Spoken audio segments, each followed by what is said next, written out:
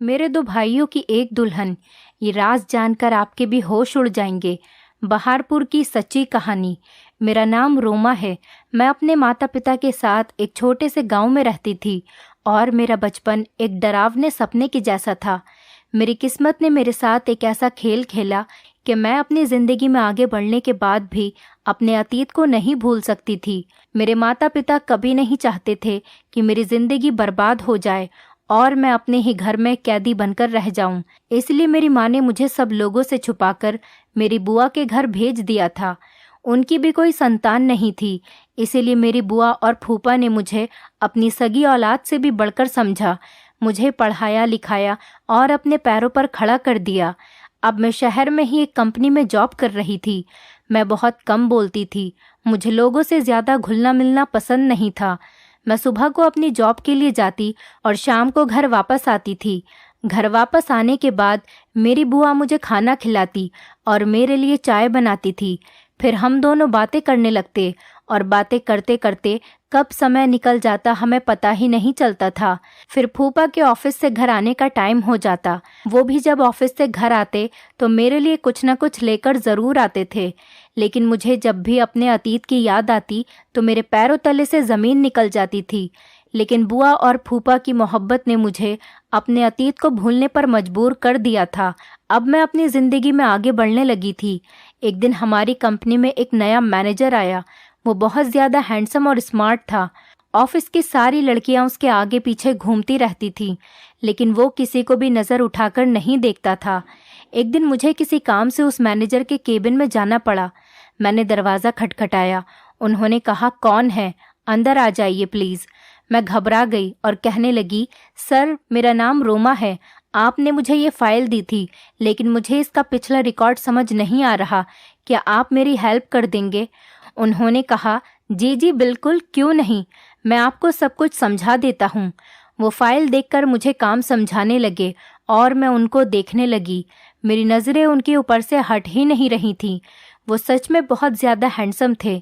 इतनी देर में उन्होंने चुटकी बजाकर मुझसे कहा, हेलो रोमा, आप किसके ख्यालों में गुम हो गईं? मैं अचानक से अपने ख्यालों से बाहर आई और उनसे कहने लगी, जी सर, मुझे सब कुछ समझ आ गया। आप फिक्र न करें, मैं सारा काम कंप्लीट कर दूंगी। मेरा दिल तो उस दिन से ही मैनेजर विक्रम की मोहब्बत में डूब गया, पर जैसे ही मुझे अपने अतीत की याद आती मैं डर जाती थी। मैं अपनी बुआ से अपनी हर बात शेयर करती थी। उनके अलावा मेरा कोई और नहीं था, इसीलिए वो मेरी सबसे अच्छी दोस्त भी थी।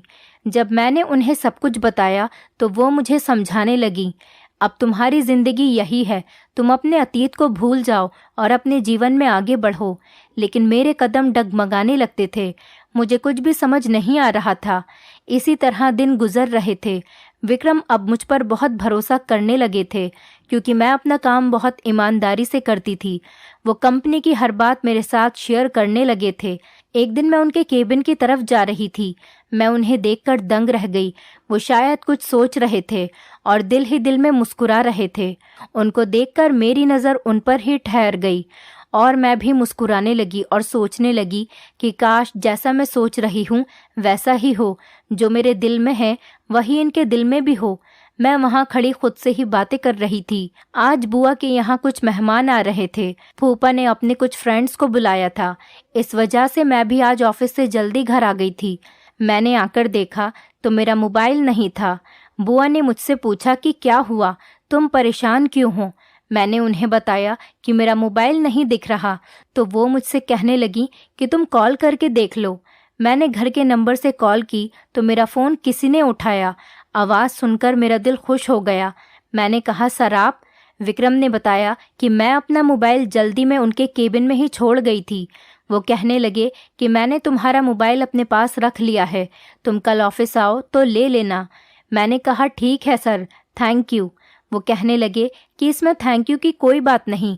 अगले दिन जब मैं ऑफिस में अपना मोबाइल लेने सर के केबिन में चली गई, उन्होंने मेरे हाथ में मोबाइल के साथ साथ एक लेटर भी दिया। मैं ये देखकर घबरा गई और बिना कुछ कहे जल्दी से उनके केबिन से बाहर आ गई। बाहर आने के बाद मैं अपने काम में लग गई और सोचने लगी कि पता नहीं इस लेटर में क्या है जो उन्होंने मुझे दिया है। जैसे तैसे शाम हुई और जब मैं ऑफिस से घर आई तो मैंने कमरे में आकर वो लेटर पढ़ा। उसको पढ़ने के बाद तो मेरे पसीने छूटने लगे। मैं बहुत ज़्यादा घबरा गई थी। लेटर में तो विक्रम ने अपनी मोहब्बत का इजहार किया था। एक तरफ मुझे खुशी हो रही थी कि जैसा मैंने सोचा था वैसा ही हो रहा था, विक्रम भी मुझे पसंद करते थे, और दूसरी तरफ मुझे अपने अतीत का डर भी था। इतनी देर में बुआ वहाँ आ गईं। उन्होंने मेरे चेहरे पर परेशानी देख ली। वो मुझसे पूछने लगी, रोमा क्या हुआ, तुम कुछ दिनों से परेशान लग रही हो। मैंने उन्हें बताया कि विक्रम ने मुझे शादी के लिए प्रपोज किया है। तो वो हंसने लगी और कहने लगी कि इतनी सी बात है तो तुम घबरा क्यों रही हो। मैंने अपनी लड़खड़ाती हुई जबान से कहा, आपको तो पता है कि मैं शादी कैसे। उन्होंने मेरी बात बीच में ही काट दी और कहने लगी, भगवान ने तुम्हारी किस्मत खोल दी है, इतने अच्छे लड़के का रिश्ता तुम्हारे पास आया है और तुम इनकार कर रही हो। मैं तुम्हारे फूफा से बात करूंगी, वो ज़रूर इस रिश्ते के लिए मान जाएंगे। ये कहकर वो वहाँ से चली गईं। लेकिन मुझे कुछ समझ नहीं आ रहा था। एक तरफ तो मैं खुद इस बात का इंतज़ार कर रही थी कि विक्रम भी मुझे पसंद करता हो, और अब जब सब कुछ मेरी सोच के अनुसार हो रहा था तो मेरा दिल मानने को तैयार ही नहीं था। कुछ दिनों बाद विक्रम मेरा हाथ मांगने मेरे घर पर आए। उन्होंने खुद फूफा से हमारी शादी की बात की। कहने लगे कि मैं बहुत शर्मिंदा हूँ कि मुझे खुद अपनी शादी की बात करने के लिए आना पड़ा, लेकिन मैं मजबूर हूँ क्योंकि मेरे माता पिता यहाँ नहीं रहते। बुआ और फूफा को तो विक्रम इतना पसंद आया कि उन्होंने फौरन शादी के लिए हाँ कर दी। लेकिन मेरे दिल में अभी भी कहीं ना कहीं एक डर छुपा हुआ था, जिस वजह से मैंने शादी के लिए मना कर दिया। लेकिन बुआ और फूफा ने मेरी कोई बात नहीं सुनी और मुझे समझाकर इस रिश्ते के लिए तैयार कर लिया। अब घर में शादी की शहनाइयाँ बज रही थी, लेकिन मेरा दिल कांप रहा था। मैं सोच रही थी कि कहीं मेरा अतीत विक्रम के सामने आ गया तो। खैर, मैं भी शादी की चहल पहल में खो गई और अपनी मोहब्बत को अपनी किस्मत में लिखा देखकर सब कुछ भूल गई। विक्रम की मोहब्बत ने मेरे अतीत को भुला दिया था।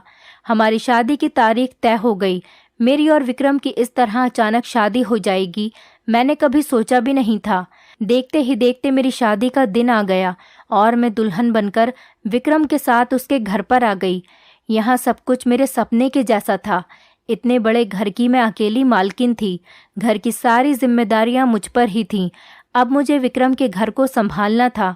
विक्रम भी मुझ पर आंख बंद करके भरोसा करते थे। शादी की रात ही मैंने विक्रम से एक वादा लिया था और विक्रम ने भी अपनी सच्ची मोहब्बत के साथ ही आखिरी हद तक इस वादे को निभाया। मैं सोच भी नहीं सकती थी कि मेरी जिंदगी में एक ऐसा भी मोड़ आएगा कि विक्रम और मेरी मोहब्बत कमज़ोर पड़ जाएगी। विक्रम और मैं अपनी ज़िंदगी में बहुत खुश थे। एक रात जब हम खाना खा रहे थे तो विक्रम ने मुझसे कहा, रोमा, कंपनी की तरफ से मुझे 2 महीने की छुट्टी मिली है। हम कहीं घूमने चलते हैं। बताओ तुम कहाँ जाना पसंद करोगी। ये बात सुनकर मुझे बहुत खुशी हुई थी। मैंने कहा, विक्रम, आप सच कह रहे हैं? उन्होंने कहा, हाँ हाँ बिल्कुल। मैंने कहा, तो ठीक है, फिर हम आपके माता पिता के पास चलते हैं। मैं आज तक उनसे नहीं मिली। ये बात सुनकर विक्रम बहुत ज़्यादा खुश हुए। कहने लगे कि तुमने तो मेरा दिल जीत लिया। उन्होंने मुझे बताया कि वो गांव में रहते हैं और वो बहुत अच्छे हैं। मुझे पढ़ने लिखने का बहुत शौक था, इसीलिए उन्होंने बचपन में ही मुझे पढ़ने के लिए शहर भेज दिया था। मुझे भी बहुत समय हो गया उनसे मिले हुए, लेकिन मेरी उनसे फ़ोन पर बात होती रहती है। हमारी शादी के बारे में भी मैंने उन्हें फ़ोन पर ही बताया था और वो सुनकर बहुत खुश हुए और अब वो हम दोनों को देखकर बहुत खुश हो जाएंगे। मैंने पैकिंग करनी शुरू कर दी और विक्रम ने ट्रेन की टिकट करा ली। अगले दिन जब मैं उठी तो किसी ने दरवाज़ा खटखटाया। मैंने जाकर दरवाज़ा खोला तो बाहर एक आदमी खड़ा था। उसने मुझसे कहा कि ये टिकट है, विक्रम सर ने भेजी है। मैंने उससे टिकट ली और अंदर आ गई। जब मैंने वो टिकट देखी तो मेरी आंखें फटी की फटी रह गईं। मैं बहुत ज़्यादा घबराने लगी। इतनी देर में विक्रम आ गए। वो मुझे देखकर बोले कि रोमा, कहाँ गुम हो गईं? सब ठीक तो है? मैंने उनसे कहा कि हाँ, सब कुछ ठीक है। मैं अपने चेहरे से पसीना साफ करते हुए उनसे बोली, विक्रम, हम कुछ दिनों बाद नहीं चल सकते, अभी मेरी तबीयत कुछ ठीक नहीं लग रही। विक्रम मेरे लिए परेशान हो गए और मुझसे कहने लगे कि चलो हम डॉक्टर के चलते हैं। मैंने कहा कि नहीं, बस थोड़ी सी थकान महसूस हो रही है, आराम करूंगी तो ठीक हो जाऊंगी। विक्रम ने मेरे लिए चाय बनाई और मुझे दवाई दी। मैं अपने कमरे में जाकर आराम करने लगी। मैं सोच में पड़ गई थी। मेरे दिमाग में हजारों सवाल चल रहे थे। मैंने बुआ का नंबर लगाया तो बुआ का नंबर भी नहीं लग रहा था। अब मैं सोच रही थी कि मैं विक्रम को कैसे मना करूंगी। आखिर मैंने ही उससे कहा था कि हम तुम्हारे माता पिता से मिलने चलते हैं। फिर मैंने सोचा कि हो सकता है जैसा मैं सोच रही हूँ वैसा कुछ भी नहीं हो, ये सब मेरा वहम है। मैंने जाने के लिए पैकिंग शुरू कर दी। विक्रम बहुत ज़्यादा खुश थे, लेकिन मेरा दिल पूरे रास्ते परेशान रहा। कुछ समझ नहीं आ रहा था कि मैं विक्रम को कैसे बताऊं। ट्रेन का ये सफ़र मुझे किस मंजिल तक ले जाएगा मुझे नहीं पता था। मैं नहीं जानती थी अब ये सफ़र कहाँ ख़त्म होगा। जैसे ही ट्रेन रुकी और हम ट्रेन से उतरे, मेरी आंखों के सामने अंधेरा छा गया और मुझे चक्कर आने लगे। विक्रम ने मुझे संभाला और वहीं स्टेशन पर बैठा दिया। उसने मुझे जूस पिलाया और कहने लगे, तुम्हारी वाकई तबीयत ठीक नहीं है। मुझे तुम्हारी बात मान लेनी चाहिए थी और कुछ दिन रुक जाना चाहिए था, लेकिन फिर मुझे छुट्टी नहीं मिल पाती। मैंने कहा, ऐसी कोई बात नहीं है, मैं ठीक हूँ। मैंने बहुत मुश्किल से खुद को समझाया। मैं और विक्रम स्टेशन से गांव की तरफ चले। मेरा दिल जोर जोर से धड़क रहा था, मानो जैसे मेरे कदम आगे बढ़ने को तैयार ही नहीं हों। जैसे जैसे हम विक्रम के घर की तरफ जा रहे थे, मेरा दिल बहुत बेचैन हो रहा था। हम जैसे ही उसके घर के दरवाजे पर पहुंचे, डर की वजह से मेरे पसीने छूटने लगे। पता नहीं मेरी किस्मत मेरे साथ क्या खेल खेल रही थी। मुझे कुछ समझ नहीं आ रहा था। जैसे ही घर का दरवाज़ा खुला, मेरे रोंगटे खड़े हो गए। अंदर एक बूढ़ा आदमी था। वो विक्रम के पिता थे। मैंने जल्दी से अपना चेहरा कवर कर लिया और खांसने का नाटक करने लगी। विक्रम ने मुझसे पूछा कि क्या हुआ। मैंने कहा कि कुछ नहीं, असल में मुझे बचपन से ही धूल मिट्टी से एलर्जी है और यहाँ गांव में धूल मिट्टी बहुत ज़्यादा है, इसीलिए मुझे यहाँ अपना फेस कवर करके रखना पड़ेगा। विक्रम बोले, चलो ठीक है, अंदर आओ। विक्रम अपने पिता से मिलकर बहुत खुश थे। उन्होंने उसे गले लगाया और प्यार करने लगे। अंदर एक बूढ़ी औरत थी जो कि विक्रम की माँ थी। उनको देखकर भी मैं दंग रह गई। मैंने अपना फेस और अच्छे से ढक लिया। विक्रम ने सबको मेरी एलर्जी के बारे में बता दिया। विक्रम की बहन मुझे घूर घूर कर देख रही थी और मुझसे अजीब तरीके से कहने लगी कि लगता है भाभी तो बहुत ज़्यादा खूबसूरत हैं, इसी वजह से वो हमें अपना चेहरा नहीं दिखाना चाहती। इस बात पर सब लोग हंसने लगे। फिर वो कहने लगी कि मैं तो मजाक कर रही थी। फिर हम सब लोगों ने मिलकर साथ में खाना खाया। विक्रम भी सालों बाद अपने घर वालों से मिलकर बहुत खुश हो रहे थे, लेकिन मैं घबराई और सहमी हुई बैठी थी। खाने की टेबल पर सब लोग हंसी मजाक कर रहे थे। इतने में ही विक्रम ने पूछा कि राजीव कहाँ है। जब से मैं आया हूँ वो मुझे नजर नहीं आ रहा। ये सुनकर मुझे सदमा लगा और मेरे हाथ से खाने की प्लेट छूटकर गिर गई। मुझे देखते ही विक्रम की बहन बोली, लगता है भाभी अपने देवर का नाम सुनकर चौंक गईं। विक्रम की माँ कहने लगी कि बस भी करो रायमा, जब से तुम्हारी भाभी आई हैं तुम तो उसके पीछे ही पड़ गई हो। वो कहने लगी कि माँ, मैं तो सिर्फ मजाक कर रही थी। विक्रम के पिता ने बताया कि राजीव कुछ काम से गांव के बाहर गया हुआ है, उसकी भी शादी हो गई है, कुछ दिन में वो वापस आ जाएगा। अपनी पत्नी को भी साथ में लेकर गया है ताकि उसकी भी थोड़ी सैर हो जाए। खाना खाने के बाद मैं अपने कमरे में आ गई और अपने चेहरे से अपना मास्क हटा दिया। अपने आप को मैं आईने में देखने लगी। मेरे दिमाग में बहुत सारे सवाल आ रहे थे। मेरे अंदर अजीब सी बेचैनी हो रही थी। इतनी देर में किसी ने दरवाज़ा खटखटाया। मैंने जल्दी से अपना मास्क लगा लिया। दरवाजे पर विक्रम थे। वो मुझे अपने घर वालों के बारे में बताने लगे। अपने घर वालों से मिलकर वो मुझे बहुत खुश लग रहे थे। पता नहीं मेरी किस्मत में आगे क्या लिखा था। मैं उनको कुछ बता भी नहीं सकती थी क्योंकि मैं विक्रम को खोने से डरती थी।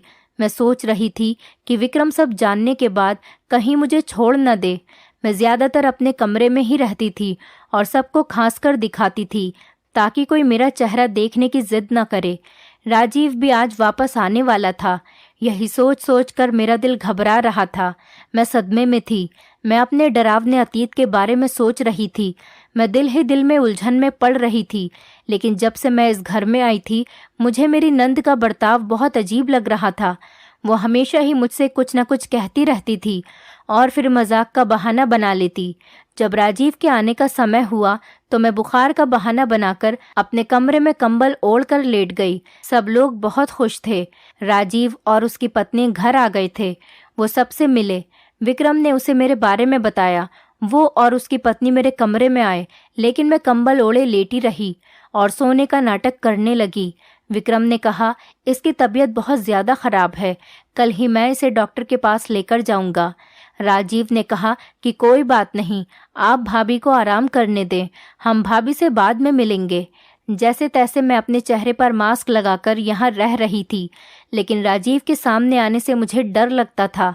जब वो घर में नहीं होता था तो मैं अपना फेस कवर करके सब घर वालों के साथ रहती थी, लेकिन उसके आने से पहले ही मैं अपने कमरे में चली जाती। एक रोज़ मैं अपने कमरे में बैठी अपनी ज़िंदगी के ख़तरनाक अतीत के बारे में सोच रही थी और दूसरी तरफ मैं सोच रही थी कि राजीव की बीवी कितनी खूबसूरत है और आदत की भी बहुत अच्छी है। अचानक मेरी नंद मेरे कमरे में आ गई।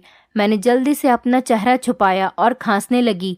वो कहने लगी कि आपको डर है, राजीव भाई की पत्नी आपसे ज़्यादा खूबसूरत है, इसीलिए शायद आप अपना चेहरा नहीं दिखाती। पता नहीं वो मुझसे इस तरीके की बातें क्यों करती रहती थी। मैंने उसे कहा कि नहीं, ऐसी कोई बात नहीं है, कुछ दिन में मेरी दवाई का कोर्स कंप्लीट हो जाएगा और मेरी एलर्जी ख़त्म हो जाएगी, फिर मैं अपना फेस कवर करना बंद कर दूंगी। फ़िलहाल तो मैंने उसे ये बात कहकर टाल दिया था, लेकिन उसकी बातों ने मुझे सोच में डाल दिया था। मैं सोच रही थी कि उसे मेरी सच्चाई तो पता नहीं चल गई।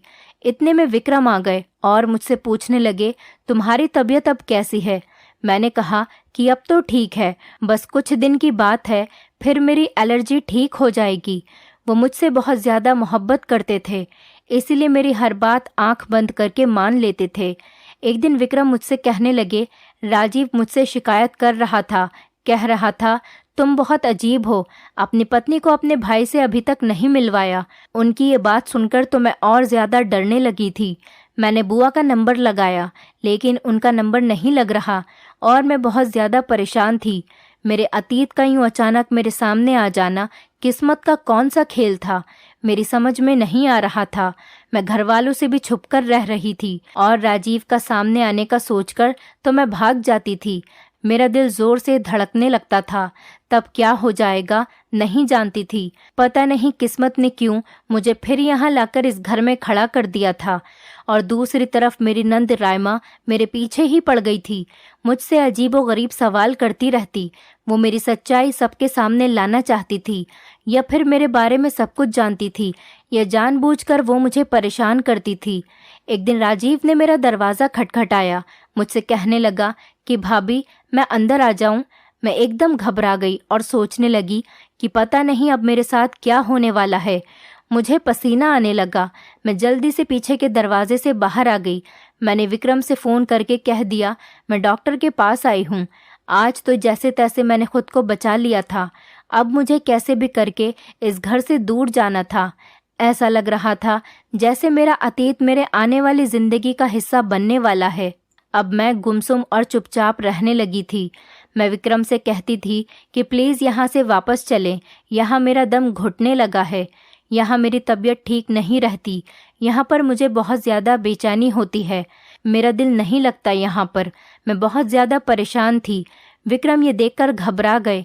सालों बाद कैसे मैं अपने होश खो बैठी थी। मैं बहुत मुश्किल से अपने आप को संभाल रही थी। एक दिन अचानक ही मेरे सामने राजीव आ गया। वो मुझे देखते ही घूरने लगा, लेकिन मैंने अपना फेस कवर किया हुआ था। कुछ देर तक तो वो मुझे ऐसे ही देखता रहा। फिर उसने मेरी तबीयत का पूछा। मैंने बस हाँ में सिर हिला दिया, तो वो भी वहाँ से बिना कुछ कहे चला गया। मैंने जल्दी से अपना सामान पैक किया और विक्रम को बिना कुछ बताए वहाँ से जाने लगी। जैसे ही मैं दरवाजे पर पहुंची तो मेरी नंद ने मेरा हाथ पकड़कर मुझे घर के अंदर ले लिया। मैं नजरें और सर झुकाए खड़ी थी। घर के बाकी लोग भी वहीं पर थे। ऐसा लग रहा था कि मैं एक मुजरिम हूँ। रायमा कहने लगी, मेरे दोनों भाइयों की एक ही दुल्हन, इसकी क्या वजह थी? ये जानकर आपके होश उड़ जाएंगे।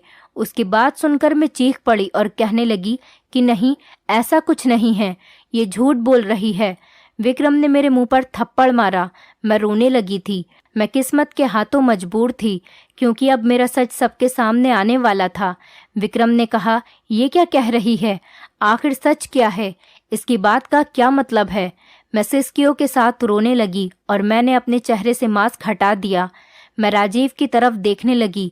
मैं सोच रही थी कि राजीव मेरी सफाई में सबको सच बताएगा, लेकिन उसकी झुकी नज़र देखकर मैं समझ गई थी, क्योंकि उसका झुका सर और झुकी हुई नज़रें इस बात को बयान कर रही थी कि मेरा ही कसूर है। मैंने विक्रम से कहा कि मैं इन सब की अकेली जिम्मेदार नहीं हूँ। ये लोग भी मेरे अतीत में जो कुछ हुआ है उसके जिम्मेदार हैं। वो कहने लगा कि तुम्हारा क्या मतलब है? ये सब क्या कह रही हो? आखिर ये सब कुछ चल क्या रहा है? कोई मुझे सच बताएगा? वो एकदम से गुस्से में चीख पड़ा। मैं जोर जोर से रोने लगी और सबके आगे हाथ जोड़कर कहने लगी कि प्लीज़ आप मेरी शादी को बचा लो। मेरी गलती सिर्फ इतनी सी है कि मैंने अपने अतीत को भूलकर आगे की ज़िंदगी में कदम रखा और विक्रम से शादी कर ली। मुझे रोता बिलखता हुआ देखकर मेरी सास को मेरे ऊपर तरस आ गया। वो मेरे पास आई और मुझे गले लगाकर दिलासा देने लगी और विक्रम को मेरी सास सारा सच बताने लगी और कहने लगी कि ये लड़की सच कह रही है। सालों पहले जब हमने तुम्हें शहर भेज दिया था, इस गांव में एक अजीब ही दस्तूर था। माता पिता अपने बच्चों की बचपन में ही शादियां कर देते थे।